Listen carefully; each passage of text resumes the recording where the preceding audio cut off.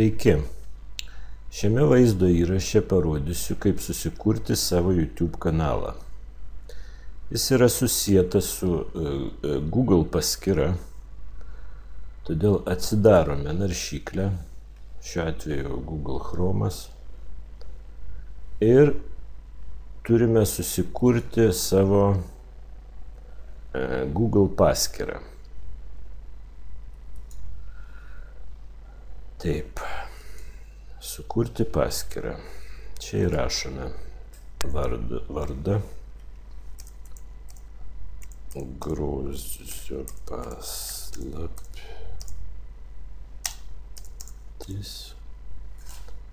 Taip. Siūlo, kadangi šitas yra užimtas, siūlo, kad ir šitą grožio paslaptis 06. Sakykime, mums tinka.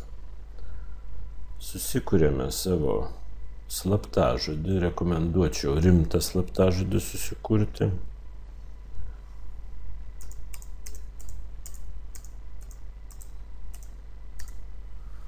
Taip, patvirtinam slaptažodį.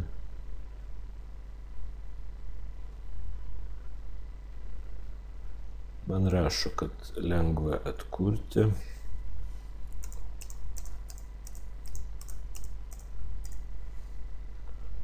Taip. Įvedame savo gimtadienį, sakykime.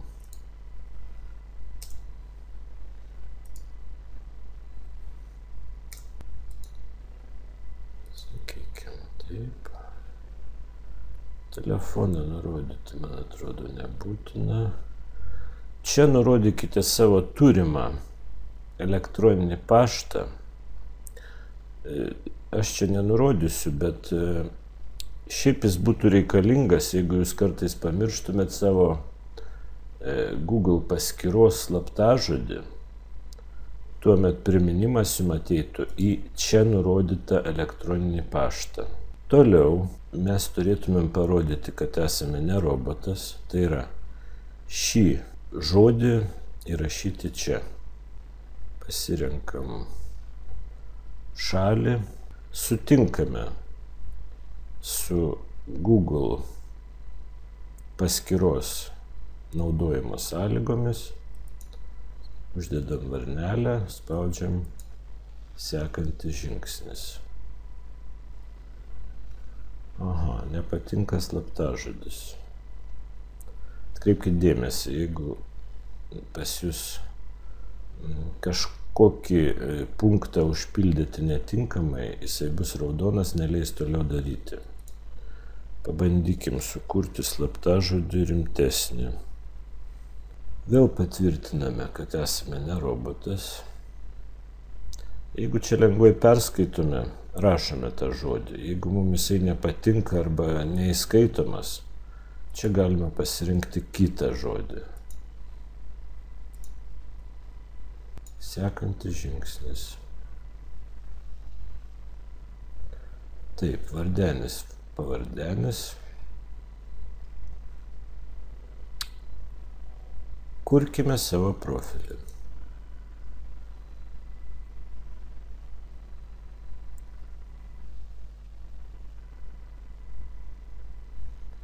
Sveikinamus.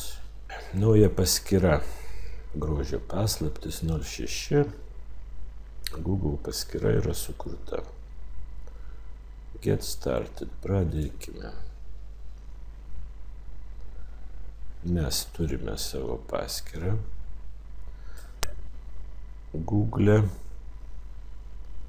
Dabar pats paprasčiausias būdas susikurti šioj paskyroj YouTube kanalą, spausti čia ir eiti YouTube.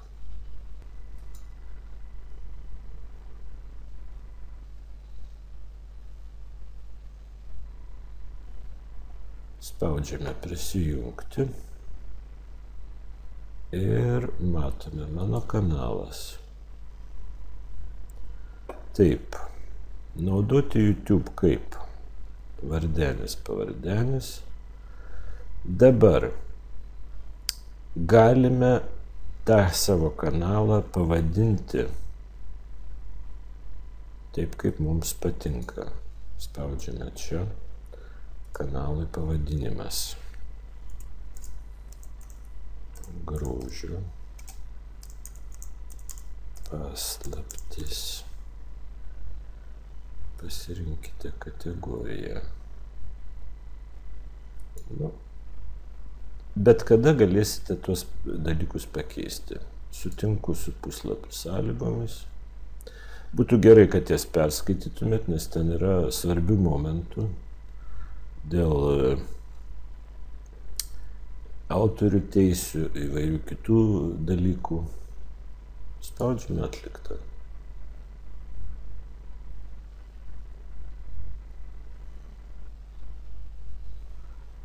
Ir mes jau esame savo kanale. Dabar kanalą reikėtų šiek tiek apiforminti. Spaudžiame čia. Redaguoti kanalo piktogramą. Einame į Google Plus paskyrą ir pasirenkam nuo.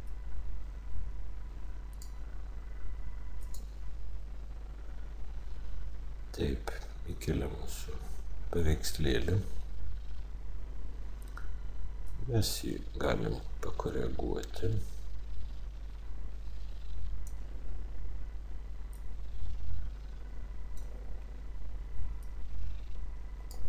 Tai bus matoma dalis.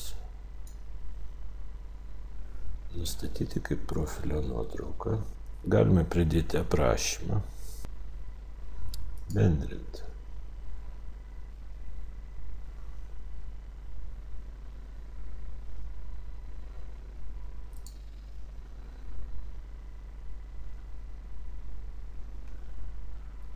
Uždarom Google Plusą. Pridėkime kanalo iliustraciją. Atkreipkite dėmesį, kad rekomenduojamas kanalo iliustracijos dydis yra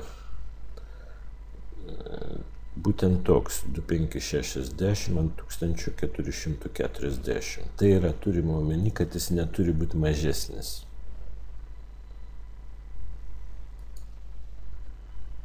Pasirenkame nuotrauką.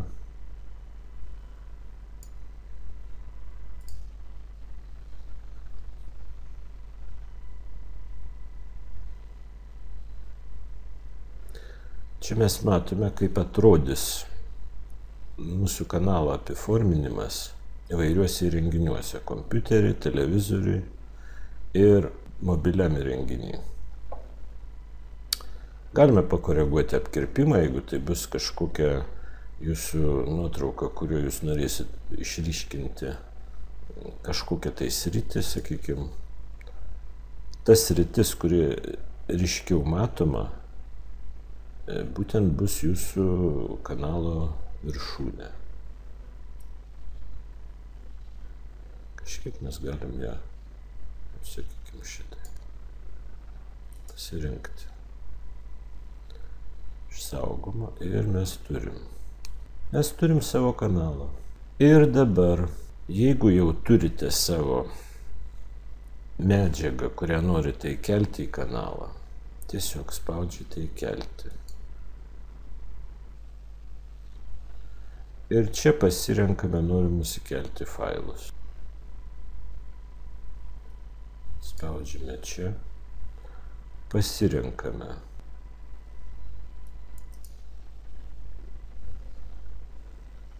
Keliame vaizdo įrašą. Tai gali užtrukti. Priklausome nuo interneto greičio ir nuo failo dydžio. Kol vyksta vaizdo įrašo įkėlimas, galime atlikti kai kurios darbelius, kuriuos vis tiek reikės padaryti.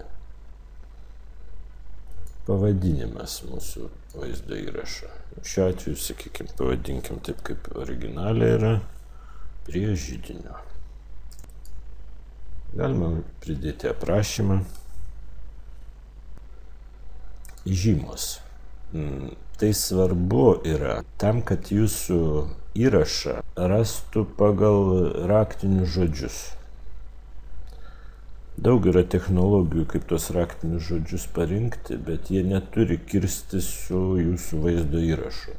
Tai yra, čia negalima bet kokių vėjų rašyti, kad populiarinti savo kanalą ir jie netitiktų esmės. Šiuo atveju, sakykime, parašykim židinys, dedam kablelį ir ta žyma jau čia yra. Na va, įkėlė vaizdo įrašą. Turime sulaukti užrašo apdorojimas baigtas ir čia atsiranda galimas vaizdo įrašų miniatiūros. Tai yra vaizdeliai, kuriuos pirmiausia pamatys YouTube kanalo naudotojai.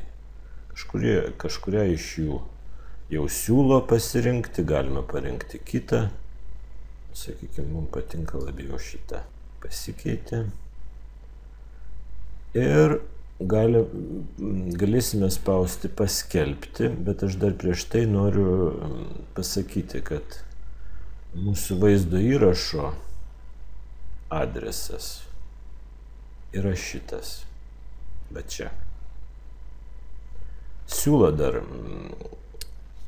beveik kiekvienam įrašui, kad radome būdų, kaip pagerinti jūsų vaizdo įrašo apšvietimą ir stabilumą. Ar norite, kad jį patobulintume? Esu bandęs tai daryti, ne visada tai būna gerai. Nelabai rekomenduočiau naudoti šitą funkciją. Nu ir ką? Spaudžiame paskelbti. Mūsų vaizdo įrašas paskelbtas. YouTube'ai galime pasižiūrėti, kaip jis atrodo.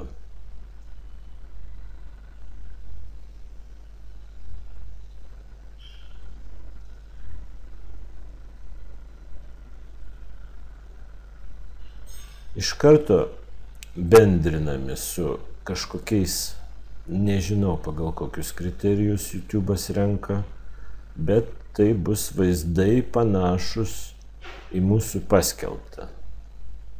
Jeigu tai yra židinys, relaksas, ugnis, dar kažkas, tai turėtų būti kažkas tai panašaus. Jų daugės su laiku, priklausys nuo peržiūrų, priklausys nuo daugybės faktorių, kurių mes net nelabai galime žinoti. Dabar tam, kad turėtumėt naudos iš savo YouTube kanalo,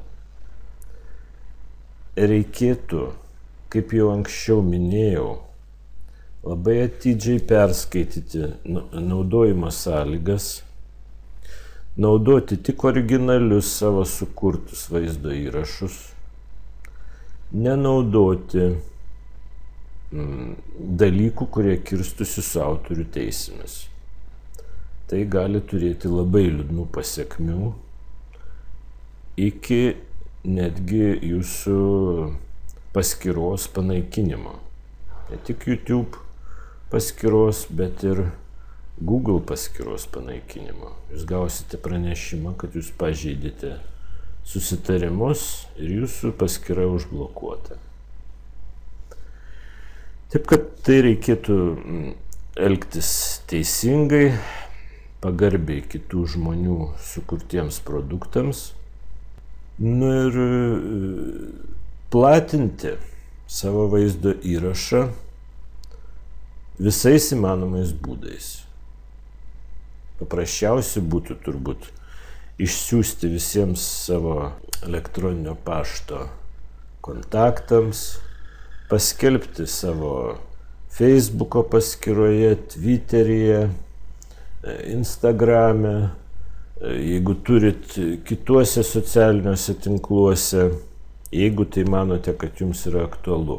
Rusai labai turi populiarų VKontaktį, Odnaklasniki. Vienu žodžiu, kuo plačiau bus paskelbtas, tuo daugiau turėsite prenumeratorių, tuo daugiau turėsite naudos iš savo YouTube kanalo. Dar tiesa vienas dalykas. aprašyme, va čia galite įdėti nuorodą į savo kažkokį internetinį resursą. Jeigu turite savo tinklapį, sakykime, čia galima įdėti į tinklapį. Jeigu jums aktuali Faberly klientų registracija, jūs galite įdėti nuorodą į registraciją savo asmeninę. Tai nėra draudžiama. Nu tai tam kartu tiek. Sėkmės viename didžiausių socialinių tinklų YouTube.